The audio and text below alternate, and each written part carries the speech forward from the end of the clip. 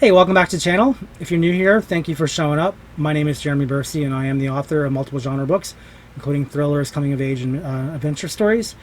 And one of my books you can get right now, if you'd like, is The Computer Nerd. It's a story of a married couple who get together after one of them escapes from a mental institution, and shenanigans follow. It's a big thriller, mystery, pretty crazy story with a lot of comedy, and you can see it over here or over here, one of these places. I hope you check it out. But that's me, and my channel covers writing topics, it covers writing programs, covers games because games are fun. It's just a lot of different media we cover here, but it's primarily geared toward telling stories. And so if you like stories, if you like telling stories, if you want to learn how to better tell a story, then I would bookmark this channel and come on back frequently to see what's new. And you can always use the bell if that one of them whenever you decide to come back and see what's new. This particular series that we offer here is called The Writer's Bookshelf, and if you're new to this series, then it's worth knowing that this series is great for those who want to become better writers, because what I do is I cover the books that I have on my bookshelf, because I'm a writer, hence The Writer's Bookshelf, and we cover books that I think will help you also become a better writer. So if you stick around and keep up with the series, I think you're going to learn something really awesome. And if not, well, let me know in the comments below that you didn't think it was awesome, and I'll do better. So thank you for coming in, and hang on tight, and we'll go over today's book.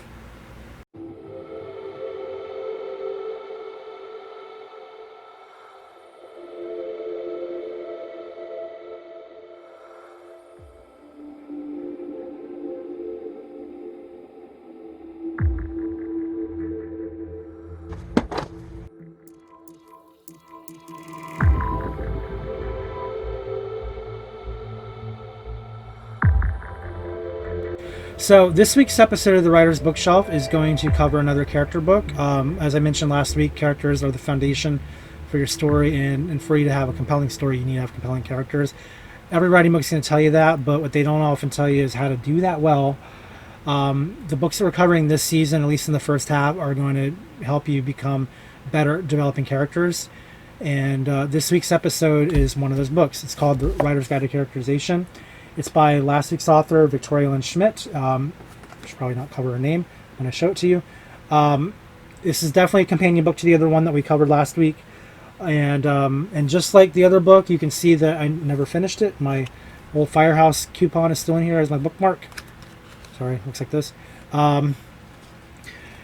It's because it's not the kind of book that you have to read cover to cover. It's the kind of book that you refer to when you're ready to set up your story. And so you might be the kind of person who can get through it cover to cover. I honestly don't know why. I think it's because I tried to read this at the gym. I think it's why I never finished it. I think if I actually sat down and read the thing cover to cover, I probably could get through the rest of it. I should probably do that, because I do think it's like when you know what the different archetypes are, I think it becomes a little easier to plan for them and to know how to find them when you're ready to plan your story. But that said, it's still kind of like the previous book, where it helps you set the stage for your story. It doesn't necessarily tell the story. Where this differs from the other book is that this is not just about the mythical archetypes. This is about all types of archetypes, all throughout the heroic journeys. And very specifically, okay, I don't know if you can see that bottom part, and other elements of dynamic character development. I do think that if you're going to get one, you should get both, because they are going to complement each other. This is going to go into areas that the other one won't do, because it's going to go into different types of archetypes that are not necessarily mythological. You have characters like the moose and the moose, the muse, the Amazon, the father's daughter. You have the mystic. You have the maiden, the matriarch. You have the different types of journeys here. You have these, essentially they're conflict characters, like it's putting one against another, as an example. It's actually a lot of the first half of the book is about that. But you have interaction. That's what it's called. The interactions is what it is. So when you have one archetype interacting with another, this is what's likely to happen. Again, within reason. I mean, you're creative, you're a writer, You could probably bend the rules a little bit, but the idea is that when you create these archetypes, it's expected that some of the archetypes will cover situations or run into situations that will be kind of like what you see ahead. So an example would be the artist in the seductive muse. In the last book, I think we talked about how the artist was kind of the sensitive romantic type, I believe. It's going to essentially carry over, so all the archetypes that you learned in the other book will apply here too. So if you compare the artist to the seductive muse, you have the emotional versus the physical. So it says survival motivates the artist and self-actualization motivates the seductive muse. He needs to learn self-control and to distance himself from explosive situations. The seductive muse is very physical and probably should learn some self-control herself, so she's not a great candidate to teach him. That's important. She wants to be recognized for her brains, not just her looks. But being so visually oriented, the artist can't help but notice her looks. So you kind of see where this is going. It's giving you a real kind of a dose of reality of what might happen when these two characters are in a room together. He's going to be attracted to her. She's going to want him attracted to what's up here. But at the same time, they're not going to really learn anything from each other because of their predisposition to have these types of traits. It doesn't mean that you can't bend a little bit, right? But the other thing to factor in is, well, if you bend it even a little bit, it might be that you no longer have an artist or you no longer have a seductive muse. It ends up being that they become something else. And I don't think it's telling you can't transition characters. There might even be a section where you can. I'm not entirely sure. But the idea is that when you have these pairings, you can see kind of before you even start the story if your conflict will even work, if it'll make sense, and if these are the characters that you should be putting in the same room together. So that's really, just that alone, I think is a pretty solid reason to have this book on your bookshelf, which is really, again, great if you're a planner. If you're a pantser, it's going to be a little harder to work with it because, you're a discovery writer. You want to see what characters are like, but I can tell you from experience, by not having the plan in place, it's a good chance that your muse, might become a little stuffy, might become more cerebral than she probably wants to be, or your artist maybe, more analytical than expressive, which no longer really makes him an artist. So it doesn't mean that you can't explore what characters do, but you run the risk of betraying who they are if you're not familiar with what their archetypes are. Because I think we all do have, we all share qualities from different types of archetypes. So I don't think it's fair to say that every one person fits, one particular type of archetype. That would be an unrealistic assessment and probably unfair. But I think we all have a central archetype that we kind of fall into, that we could best kind of fit.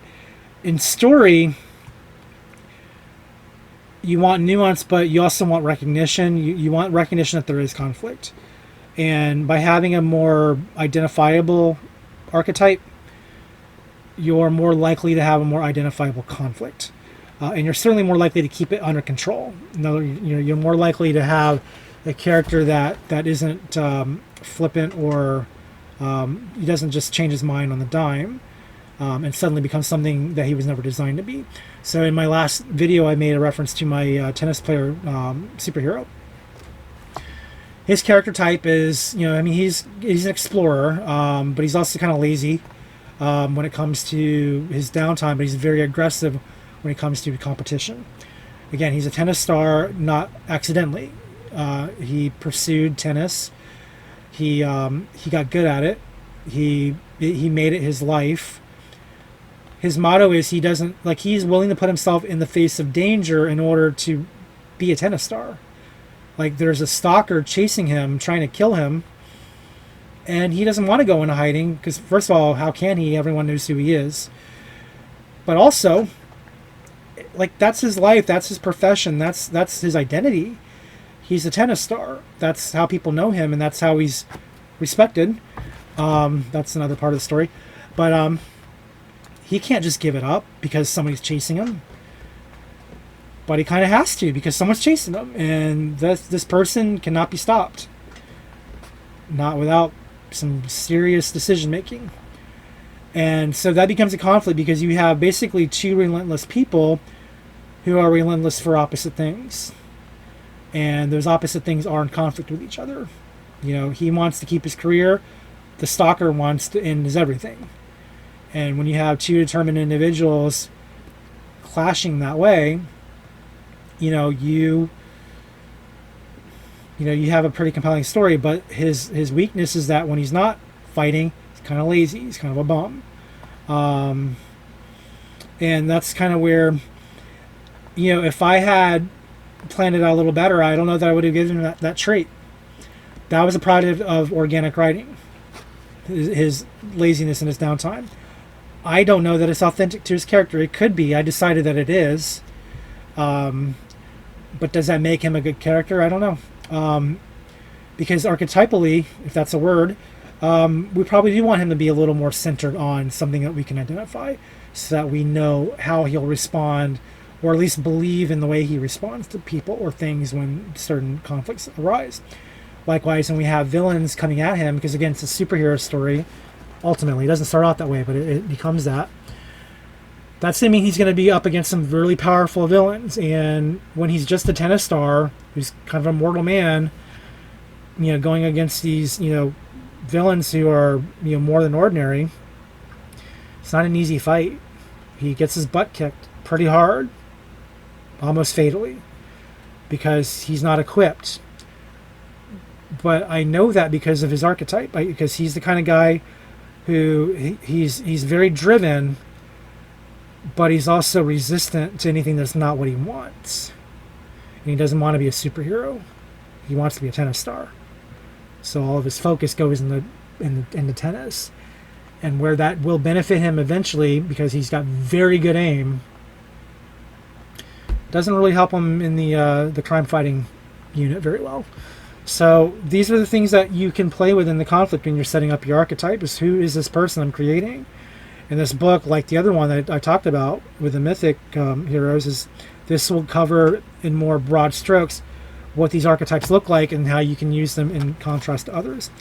So there's two sections here. There's two major sections, and my bookmark is in the beginning of the second section.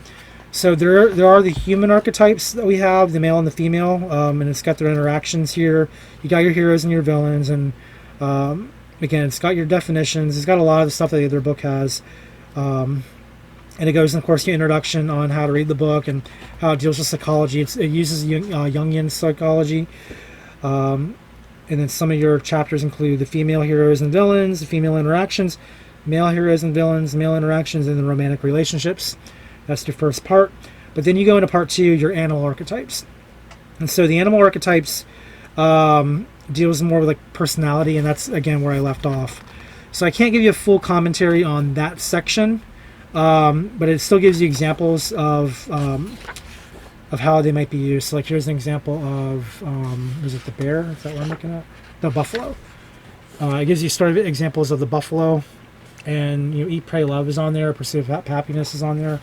It's a Wonderful Life is on there. Blindside. For Blindside, it says everyone is grateful in this true story of a wealthy woman who mentors a homeless boy. The archetype for the buffalo is gratitude and trust, and then what you see here is you have the character arc. So what's good about this is it takes the animal archetype and then it gives you a character arc. It shows you how to bring through the elements, and then there's a section on. I'll give you kind of the subtitles here so you know where it goes through. You have, of course, your archetype. You have the main heading, a quote there. You've got your introduction. Then you have the character arc for the buffalo.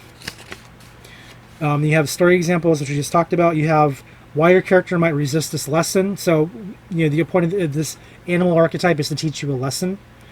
Kind of like if you think of like the Lion King, or I don't know if that's a good example, but I'm actually thinking of like Harry Potter, the Patronus characters. I think is applies to what I'm trying to say. Or like in Native American culture, you have like the wolf who guides you, or Jungle Book, you have the animals that guide the boy. These are the archetypes that teach the lessons, from my understanding of what I'm getting at here. And so you have a section on how characters can view the lesson and what happens when it's a successful resolution and what happens when it's a tragic resolution. So for the tragic resolution in the Buffalo, you have the heroine doesn't get the lesson and messes up her life to the point that her goal cannot be achieved and her circumstances cannot be repaired.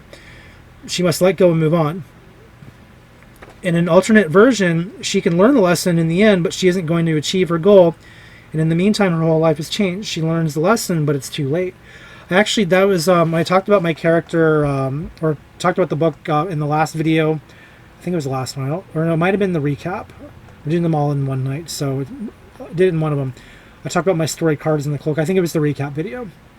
The character, one of the reasons why there's two reasons why I'm updating it. One is because of the Save the Cat genre. It looked like it felt or it fit the magical realism section a little too well for me to ignore it, so I thought I'll go back and make sure it definitely fits. I wish I could remember exactly what that genre is called, but it's the one that A Christmas Carol falls under, where you have like the second chance through the supernatural guide and all that. And so this character, in the original version, he has something like that, but he never learns until he's on his deathbed. And one of the things that bugged me about that story is well, why would he?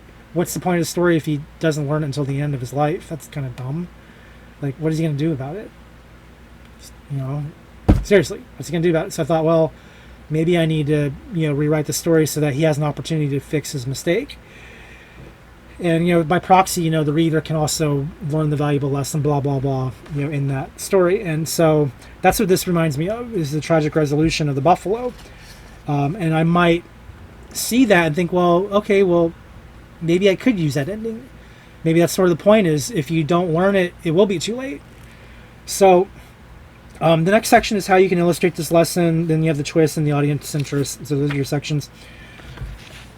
But what you see is when these archetypes are put together, it gives you this really kind of detailed overview of how to make it work in your story. So when you're planning your story, if you think about it in terms of archetype first, and then you can figure out who your characters are afterward, it's like setting up the chessboard. It's like saying, okay, well, I know I need the pawns here, I know I need the knights back here, the rook over here, and so on.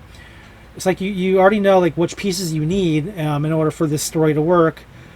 And by having that in place, and by crafting the story around the archetype before you start on the character, and again, we're gonna, as we go on through the series, you're gonna learn that you probably don't want to put all your pieces together at once. But the idea that if you can set up your playing field before you get too deep into the writing, it's gonna be a lot easier to navigate through your writing, because you're gonna know what you're trying to accomplish. And having a knowledge of the archetypes, again, you don't have to read the books cover to cover to really get the best out of it, but if you have them on your shelf so you can refer back to them when you're beginning your next story, and think about, who do I need for this story to work? Who do I need to complement that character? Which archetypes do I need? Who do I not need? By having that forethought ahead of time, I personally think it'll be easier to set the stage for what you're going to accomplish. And again, the organic writing may end up telling a different story, but at least you're giving yourself the right foot forward when you have a plan for the archetypes, when you know that you need them in order to accomplish your goal. And it's especially true when you're dealing with smaller stories where you have fewer characters who are in more intimate settings. You have to make sure they're more believable. Like when you do a James Bond story, you still have to have the archetype, because you know who James Bond is. You're not going to suddenly give James Bond feelings. That's not his character. Unless it's on Her Majesty's Secret Service, which, it goes into a place where I think we all, no matter who we are, would be devastated by if it happened to us. And if you've seen the movie or read the book, you know what I'm talking about. But if not, you should catch up on your James Bond knowledge. It's good stuff. But even then, we know that the villain is going to be something outrageous and something that's not grounded. Like James Bond is a grounded, kind of slick, sophisticated character. The villains are usually cartoonish. So there's a very much a dichotomy there. And so even on something like James Bond, it's a much bigger scale story. We don't care as much about the minor characters as we do about the major characters, but we do care about the protagonist, we care about the villain, and we care about the villain's henchman. And we generally will care about the love interest. Those four are the ones that typically make the story. And everybody else, you have M and, Moneypenny and Q, and then you have some of the other characters like Felix Leiter and Strange Ways and all of them. They're all good to flesh in the story, but we don't care about their archetypes quite as much because of the type of story it is. Not that you shouldn't care about them, but the reader may not notice them as much as they would something smaller. So if you go into something like the movie I really hated, but I'm going to use it anyway because I think it references my point, is an 80s movie called The Big Chill. And if you're you have a generation that remembers that movie, and I just offended you, sorry. I didn't like it. Maybe I was too young to appreciate it. I just didn't like it. But I appreciate it because it does use archetypal characters, if I recall, in a way that makes sense. You have all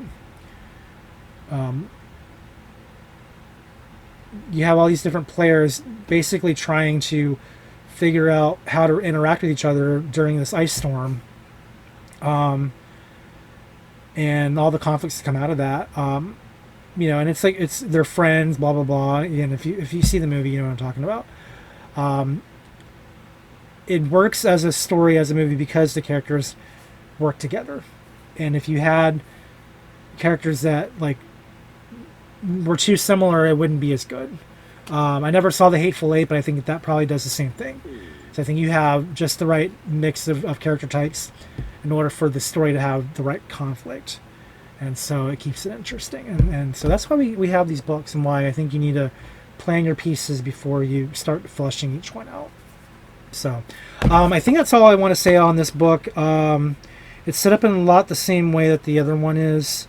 It's a little bit more to the point. The other one you had the journeys and things too. This is really just about the archetypes. And there is a chart here at the end of each section. Show it to you real quick. I just saw one. For the kind of person who doesn't mind marking up your book, you've got these little score sheets here. So it's a good way to figure out how much your character may fit into this archetype, I believe, is what the point of this is. On the above chart, you will find the 10 questions listed from top to bottom. Enter your scores next to the corresponding letter for each question. When you are done, add up all the scores for each column and record the totals. The highest scores show you which archetypes dominates your character. Yeah. So when you ask yourself there's 10 questions here. This is in the early chapter. This is the heroine questionnaire. I think the hero has one too. Right here. 10 questions, all with a score value. When you answer them honestly, you can add up your score and then figure out where they fit. It's actually really useful. I wish I remembered I had that. That would have been coming. Yeah, the heroes have one too. It's in chapter 2. Oh, they mentioned James Bond. Chapter 3, sorry. While James Bond definitely has a bit of the seducer in him, there you go. That's his archetype. The businessman archetype dominates. So I think we mentioned that in the last book. His identity as a spy is the most important thing in his life. He is a real workaholic and is very observant and analytical. The above passage, which I didn't read to you, but just assume there is one, illustrates this archetype by describing the way Bond approaches everything. He calmly checks all the traps he sets for a potential intruder. He thought ahead and anticipated what the villain might do, drawing on his years of experience in the field. He sets several traps, not just one, and in different rooms. This is a man dedicated to his job. His deep inner world is that of a man who is suspicious yet professional. This is an example of the kinds of traits that determine your character's archetype. While a character may display characteristics of more than one archetype, usually one will dominate. That's what I was saying before. You can have multiple archetypes, but one will be your central. And if you don't have one central one, your story is going to be a lot harder to tell. So let's examine. Okay, well, this goes through all the different archetypes that the men have. So these are the two books by Victoria Lynn Schmidt. I think are foundational for getting your pieces in play. If you're not sure how your story should go, I think having the archetypes down may give you some ideas. And that's the other thing I think will help you inform whether or not your plot will work, is if the archetypes you're choosing would serve that plot. And vice versa, is if you have a plot but you're not sure what type of character you should have, it could be like James Bond, where a successful spy will be a businessman type character. You would not want the artist. I think the artist is a little he's analytical, or the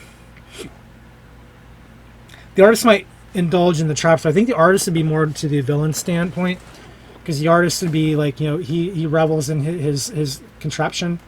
That's my take on that. I don't know if that's what the book would confirm, but based on what the archetypes talk about, I would think that most of the James Bond villains would be artists, because they are emotional, they're analytical, but they take great pleasure in their designs, and that's very much an opposite to the businessman, who's obsessive to doing the job right, not necessarily aesthetically pleasing. So, but it's an interesting thing to consider.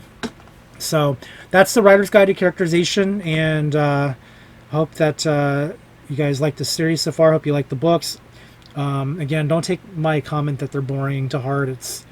It's not meant to be enjoyed. It's meant to learn from, and you're going to learn a lot, I think, if you have that on your shelf. So I do think that it's worth having for setting up your story. We are going to be covering more details on how to flesh out your character in the next couple of weeks. The book I'm reading right now will be our next one that we feature. So that video I'm not going to record until I'm done. I don't know when that'll be. But that's the reason why I keep delaying the beginning of the season, because I need to make sure that I understand that book before I share it with you. But I can tell you, based on what I'm reading and the whole reason why I went out and bought it late in the game, because I recognize that it's necessary for your foundations of not placing the character, but actually creating a character, actually shaping it. Because the books that follow are going to be more nuanced, more focused, and a lot harder to follow if you don't have that foundation in place. Because that characterization, in my opinion, is the hardest part about writing a story, because you have to know people. You have to know. My weakness is motivation of what the character wants. That's going to be in another book that we're going to look at. The character's desires, motivations, all that that's what drives a story.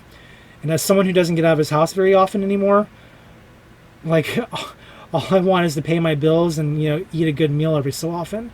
And I can't translate that into a solid character. A solid character is going to want to shut down the bank that defrauded him, or is going to want to train his dog to become the next great tennis champion. I'm not writing that story, by the way, but something that's interesting, that has a strong desire, we need to be able to learn how to craft that. And so the next few books I cover are going to focus on that development of character and develop character desire and all of that. So I hope you'll stick around. Hope you'll come back. Thanks again for giving this series a chance. For those of you who are coming back after seeing other episodes, again, thank you. For those of you who are still watching this video, that get longer each time I record them, and it's never my plan, but it's how it goes, because I like to talk, apparently. Thanks for sticking around for that too. As always, if you have any questions or comments, leave them in the comments below. If you're the writer of one of these books and want to either say thanks, please do. I'm grateful to hear from you. I had one author already contact me, and that's why we have one of the episodes we had, because I thought it was just like the book that I got, and as a thank you, I thought it was great. But if this is, as an author, if if you want your book covered, if you have a writing book out there on the shelf that I haven't spoken about yet, or you're not sure I will, send me a message, and just let me know that, I probably know about it already if it's on the Barnes & Noble shelf. But if it's something that maybe it's an older book that you think I should cover, let me know. I can't promise it'll be in this season because I think this season is pretty stock full, but it may show up down the road. So like I said, keep me informed if you have one that you want covered or that you want to hear more about, and I will try to get to it when I can. If nothing else, I can do a bonus episode on it. And then make sure you like like and subscribe, do all the things that YouTubers tell you to do. Check out my website, which if it's not online already, it will be soon. Well, it's online now, but it's still under construction as of this recording.